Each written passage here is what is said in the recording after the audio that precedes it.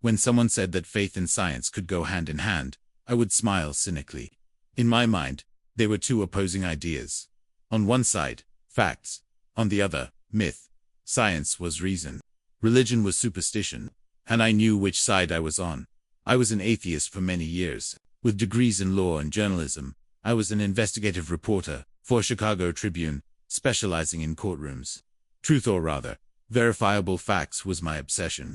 And everything I believed told me that God was just a human creation. But everything began to change the day my wife, Leslie, told me she had become a Christian. This bothered me deeply. I could see changes in her, positive, yes, but disturbing.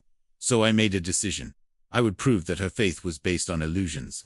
I would use the tools of investigative journalism to dismantle Christianity. As I would dismantle any false story, I began a journey that would take almost 2 years. I spoke to experts, physicists, biologists, historians, theologians, philosophers. I read everything I could find, from skeptical and Christian authors. My goal was clear: to prove that God did not exist. But what I found was completely different from what I expected. My first investigation was into the origin of the universe. After all, if the universe had always existed, there would be no need for a creator. But the scientists I spoke to were unanimous.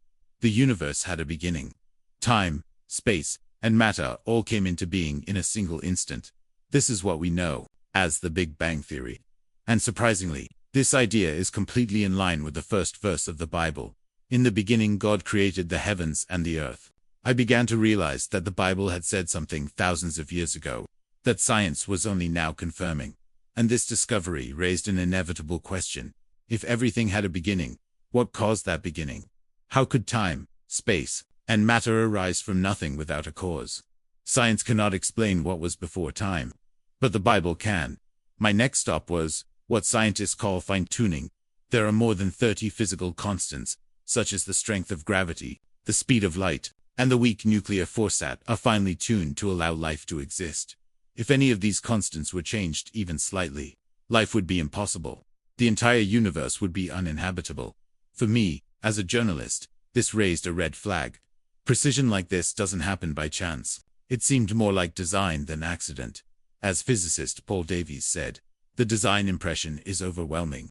And once again, the Bible asserted something that fit perfectly: a God who created the universe with purpose, order, and intention. But it was in biology that my conviction really began to crumble. Inside each of our cells is something extraordinary: DNA. It carries billions of pieces of information, organized like a language, precise instructions on how to build and operate a human being. This information is not random. It is structured, coded. As a journalist, I knew, where there is organized information, there is a mind behind it. Codes do not write themselves. I spoke with philosopher of science Stephen Meyer, who explained to me that DNA works like a digital language, with an alphabet, grammar, and syntax. And all language points to an author. The Bible states, "In the beginning was the Word, and the Word was with God." The word here is logos, which means reason, word, logic. God is presented not as chaos, but as order, as creative intelligence. Up until now, my investigation was rational, scientific. But little by little, it became personal. It was no longer just a matter of evidence. It was a matter of pride, because if God really existed, then he had authority over my life. If Jesus really was who he said he was, then my neutrality was an illusion. And at that point, I realized my disbelief was not based on a lack of evidence. It was based on a refusal to submit to the truth. After nearly 2 years of intense investigation, I got down on my knees and gave my life to Jesus. Not because I was emotionally manipulated, but because I was rationally convinced. Christian faith is not a leap in the dark. It is a logical response to the evidence. The universe had a beginning. The universe is finely tuned. Life depends on a highly sophisticated code. And there is a reliable historical record of Jesus, his death and resurrection. Of these areas points to the reality of God. And together, they form an irresistible picture.